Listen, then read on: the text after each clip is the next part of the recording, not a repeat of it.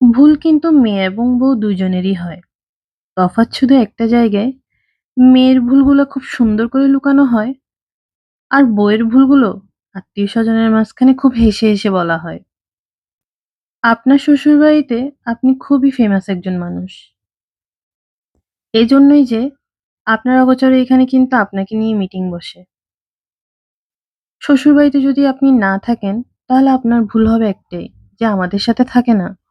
আর যদি থাকেন, তাহলে মনে করেন আপনার ভুলের সীমা থাকবে না। এত ভুল যে আপনি নিজেও কল্পনা করতে পারবেন না যে এত ভুল কোত্থেকে আসতেছে।